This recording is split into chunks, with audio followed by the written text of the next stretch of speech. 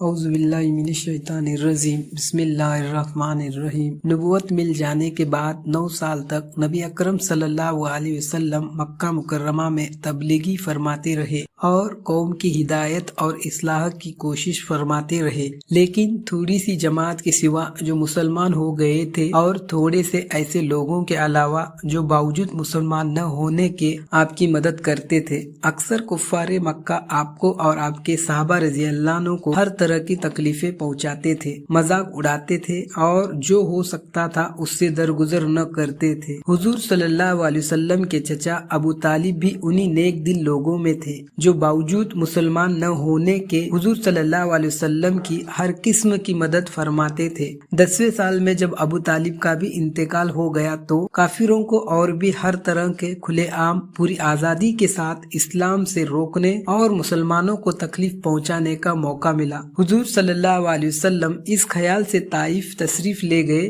کہ وہاں کا قبیلہ ثقیف کی بڑی جماعت ہے، اگر وہ قبیلہ مسلمان ہو جائے تو مسلمانوں کو ان تکلیفات سے نجات ملے اور دین کے پھیلنے کی بنیاد بڑھ جائے۔ وہاں پہنچ کر قبیلے کے 3 سرداروں سے جو بڑے درجے کے سمجھے جاتے تھے گفتگو فرمائی اور اللہ تعالیٰ کے دین کی طرف بلایا اور اللہ کے رسول یعنی اپنی مدد کی طرف متوجہ کیا، مگر ان لوگوں نے بجائے اس کے کہ دین کی بات کو قبول کرتے یا کم سے کم عرب کی مشہور مہمان نوازی کے لحاظ سے ایک نو وارد مہمان کی خاطر مدارت کرنے سے صاف جواب دے دیا اور نہایت بے رخی اور بد اخلاقی سے پیش آئے۔ ان لوگوں نے یہ بھی گوارا نہ کیا کہ آپ یہاں قیام فرما لے۔ جن لوگوں کو سردار سمجھ کر یہ بات کی تھی کہ شریف ہوں گے اور مہذب گفتگو کریں گے، ان میں سے ایک شخص بولا کہ اوہ، آپ کو ہی اللہ نے نبی بنا کر بھیجا ہے۔ دوسرا بولا کہ اللہ کو تمہارے سوا کوئی اور ملتا ہی نہیں تھا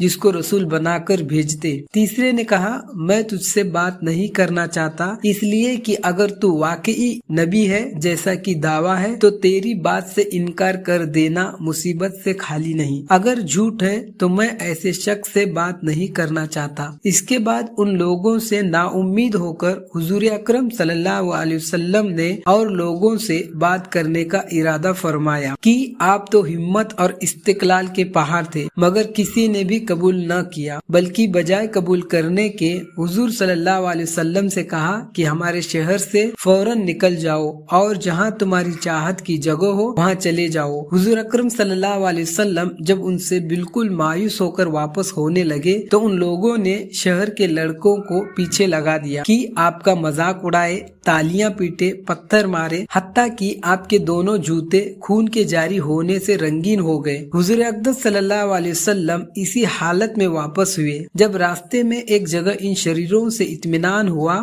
تو حضور صلی اللہ علیہ وسلم نے یہ دعا مانگی، اے اللہ، تجھی سے شکایت کرتا ہوں میں اپنی کمزوری اور بے کسی کی اور لوگوں میں ذلت و رسوائی کی۔ اے ارحم الراحمین، تو ہی کمزوروں کا رب ہے اور تو ہی میرا پروردگار ہے۔ تو مجھے کس کے حوالے کرتا ہے؟ کسی اجنبی بیگانے کے جو مجھے دیکھ کر منہ بگاڑتا ہے اور منہ چھڑاتا ہے، یا کسی دشمن کے جس کو تو نے مجھ پر قابو دے دیا؟ اے اللہ، اگر تو مجھ سے ناراض نہیں ہے تو مجھے کسی کی بھی پرواہ نہیں، تیری حفاظت مجھے کافی ہے۔ میں تیرے چہرے کے اس نور کے توفیل جس سے تمام اندھیریاں روشن ہو گئی اور جس سے دنیا اور آخرت کے سارے کام درست ہو جاتے ہیں، اس بات سے پناہ مانگتا ہوں کہ مجھ پر تیرا غصہ ہو یا تو مجھ سے ناراض ہو۔ تیری ناراضگی اس وقت تک دور کرنا ضروری ہے جب تک تو راضی نہ ہو۔ نہ تیرے سوا کوئی طاقت ہے نہ قوت۔ مالک الملک کی شان قہاری کو اس پر جوش آنا ہی تھا کہ حضرت جبرائیل علیہ السلام نے آ کر سلام کیا اور عرض کیا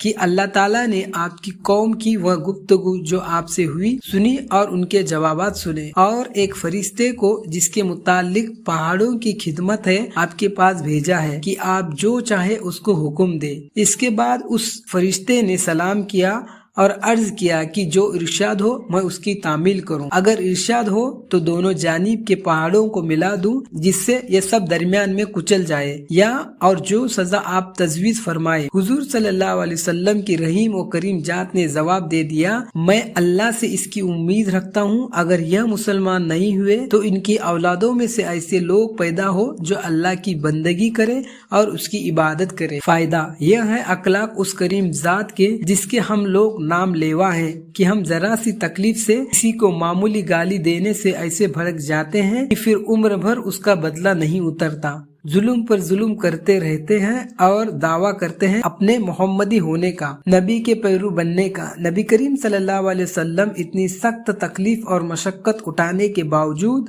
نہ بد دعا فرماتے نہ کوئی بدلہ لیتے۔